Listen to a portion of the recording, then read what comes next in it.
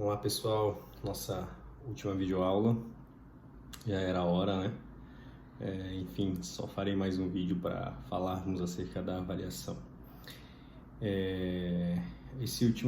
Essa última parte é destinada a eventuais ou então discussões doutrinárias e jurídicas práticas, digamos assim, envolvendo o Estatuto de Roma com o ordenamento jurídico brasileiro, notadamente a Constituição Federal. Enfim, antes de adentrarmos de uma forma mais incisiva, só queria chamar a atenção para dois fatores. Primeiro, o Brasil, já no artigo 7º do ADCT, previa ainda que indiretamente a criação de um tribunal internacional dos direitos humanos, né? À época já existia a Corte Interamericana de Direitos Humanos, mas, como eu acabei de dizer, é interamericana, e aqui já se dizia um Tribunal Internacional dos Direitos Humanos, ou seja, a ideia de um tribunal, de uma Corte Nacional para julgar determinados assuntos. Como as matérias que eu falei aqui em relação à competência, né? As tipificações penais em si previstas no artigo 5º são todas matérias naturalmente de direitos humanos, né? Todas situações que podem acarretar aí grandes tragédias e desrespeitos aí aos direitos humanos. Então já se tem aí um germezinho de uma previsão constitucional do que viria a se transformar no TPI. E além disso, o Brasil, na emenda constitucional 45 de 2004, visando aí evitar qualquer discussão a respeito, acrescentou um parágrafo 4º ao artigo 5º, né? Isso é bem emblemático porque demonstra que o TPI deve ser analisado em conjunto com outros direitos fundamentais, ou seja, de que forma a gente consegue proteger esses direitos. Então, dando uma importância ao julgamento de determinados crimes de caráter tão relevantes que ultrapassam a fronteira do país e vão aí para a humanidade como um todo, né? Então, acrescentou o seguinte texto: o Brasil submete à jurisdição do TPI, a cuja criação tenha manifestado adesão. Enfim, então, o que a gente vai discutir aqui são direitos fundamentais, salientando que, por vezes, alguma situação não está prevista no artigo 5º, mas está lá a previsão do TPI, no artigo 5º, onde marca, de certa forma, o arcabouço principal, né? Não único, mas principal dos direitos fundamentais no âmbito do nosso constitucionalismo. Isso tem que ser levado em consideração, sim, quando a gente vai entrar nessas discussões de forma mais pormenorizada, digamos assim. E algumas considerações gerais antes é que o decreto legislativo que referendou o TPI foi de 4 de junho e o depósito foi dia 22 de junho, né? Só trazendo números mais, informações datas mais completas para formalizarmos aquela situação que eu falei anteriormente da previsão de que o Brasil de fato ratificou a jurisdição do TPI antes da entrada em vigor em 1º de julho, né? Então fez com alguns poucos dias aí de antecedência. Enfim, não foi um dos 60 primeiros, mas isso não tem relevância prática nenhuma. Enfim, 5 são os principais tópicos aí para a gente discutir em relação a eventuais incompatibilidades. Primeiro, entrega de nacionais. 2, prisão perpétua, que já fiz alguns comentários, né? Vou falar um pouco mais a respeito. 3, coisa julgada. 4, unidades prerrogativas de função. E 5, reserva legal. Enfim, o artigo 102 do TPI, ele fala em entrega, então ele não fala em extradição, e tem uma diferença entre extradição e entrega, correto? Você soa bem, como é que o TPI vai ter uma jurisdição subsidiária em relação ao Brasil e a brasileiros natos, né? O Brasil não permite, né? A Constituição Federal não permite no seu artigo 5º aí essa possibilidade. Enfim, aqui então a gente não tem uma extradição, a gente tem de fato uma entrega. Extradição, se a gente for esmiuçar, o encaminhamento de um indivíduo de um estado para julgamento, processamento ou cumprimento de pena em outro estado, né? Enquanto que entrega, ela seria o encaminhamento para uma organização internacional de caráter jurisdicional subsidiário, entendeu?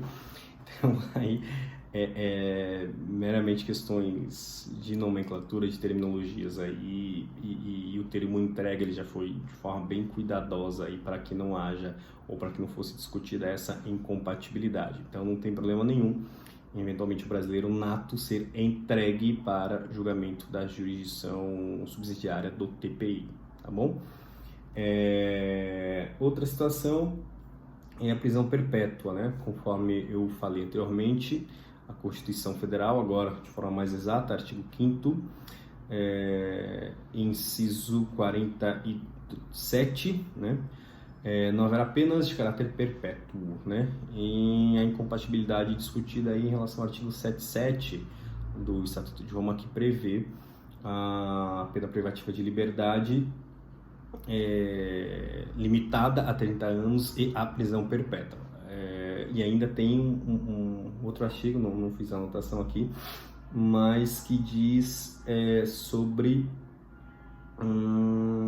aqui, artigo 110, parágrafo 3º e 4º, a possibilidade de revisão da pena de prisão perpétua após o transcurso do prazo de 25 anos, a fim de que ela seja eventualmente reduzida. Enfim, a gente já teve de certa forma, um leading case no Brasil, onde o Brasil, processo de extradição número 426 do STF, que permitiu a extradição de uma pessoa aí para que fosse julgada, e estabeleceu aí que a aplicação da pena para essa pessoa, caso seja a aplicação de uma pena máxima, deveria se restringir até 30 anos de liberdade, correto? Enfim, então a extradição foi feita com essas circunstâncias, e o Estado que solicitou a extradição cumpriu, né, e demonstrou que cumpriria isso de uma forma total, né, sem qualquer nenhum problema.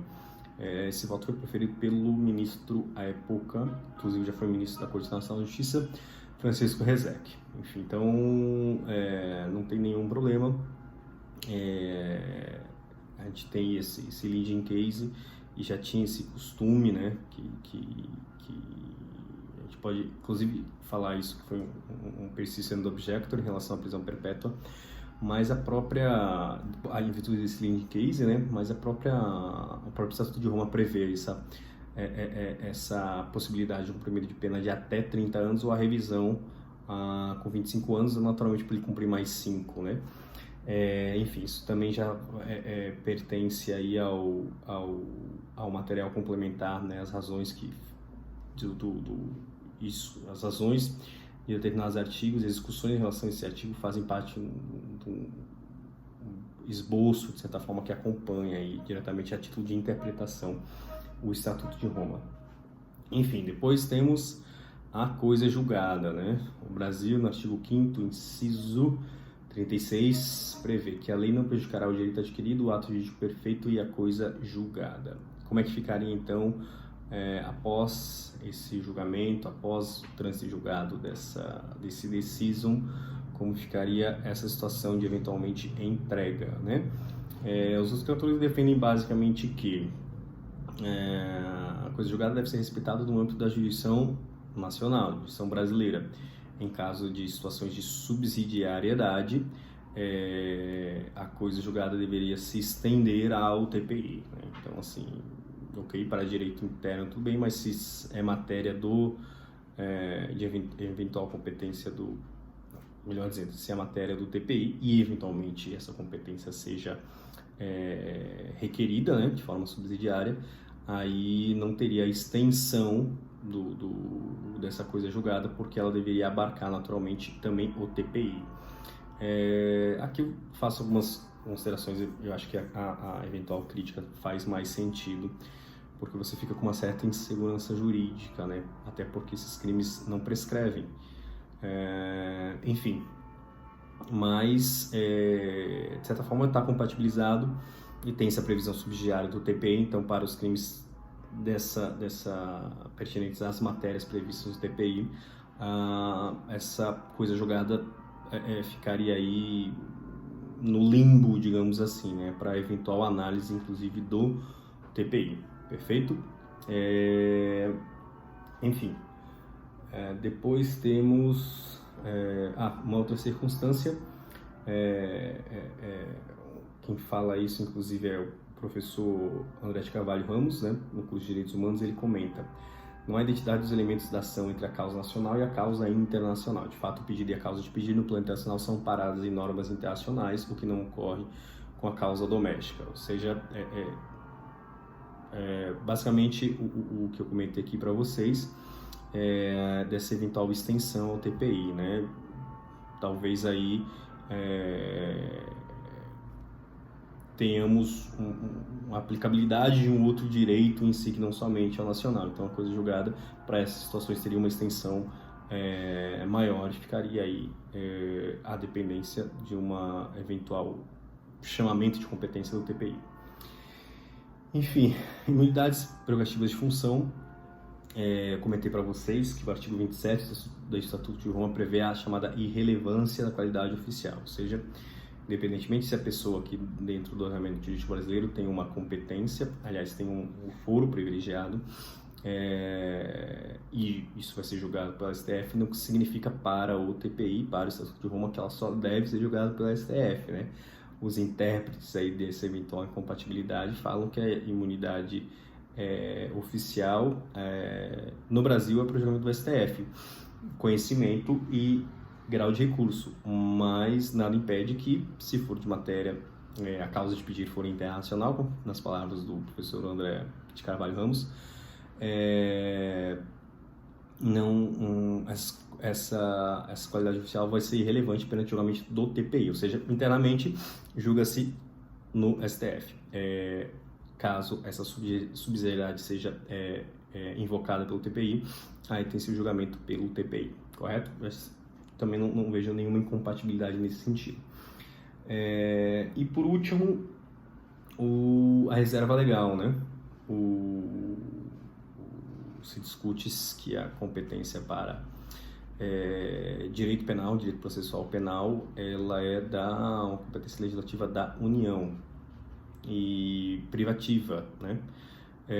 Enfim, porém, essa normatização, essa regulamentação, essa tipificação, melhor dizendo, ocorreu fora do país, fora do Brasil, né? E quem assinou e discutiu isso foi o Executivo. Em razão disso, não poderíamos ter, eventualmente, teríamos essa incompatibilidade. Aqui eu realmente eu menos vejo dificuldade, posto que o Congresso Nacional é que faz o referendo, e como fez, né, em junho de 2002. Então ele decide de forma privativa sobre as obrigações que o Brasil, né, venha a adotar no âmbito do cenário internacional, conforme a gente estudou no 49, inciso 1 da Constituição. Então, se ele discute de forma privativa, ele está referendando um procedimento legislativo, digamos assim, na pior das hipóteses, iniciado pelo Presidente da República, tá certo? Então, aqui há um referendo do Congresso Nacional de quem detinha essa competência privativa para análise, como assim o é feito mediante o procedimento previsto no artigo 49.1, decreto legislativo, né? Sessão conjunta, um turno. Aqui a gente dependeria também de uma votação em um único turno em cada casa. Então, o que se diferencia aí a questão que essa sessão ela é conjunta. Além disso, o próprio legislador inseriu, né, por intermédio da emenda constitucional 45 de 2004, o parágrafo 4º, conforme já comentei anteriormente aqui, submetendo o Brasil, então, à jurisdição do Tribunal Penal Internacional. Enfim, essas são as principais circunstâncias que são discutidas no âmbito do Estatuto de Roma com o ordenamento jurídico brasileiro. É um tema bem relevante, e quem quer concurso público, isso costuma cair nas provas subjetivas, né, a nível federal, magistratura e Ministério Público Federal, tá bom? Enfim, basicamente é isso. Eu retorno agora com vocês somente para falar, de certa forma, um pouco mais da avaliação e explicitar isso melhor para que vocês tenham o melhor êxito possível, tá bom? Obrigado, pessoal, e nos vemos em mais um outro vídeo e depois presencialmente em julho, né? Enfim, abraço.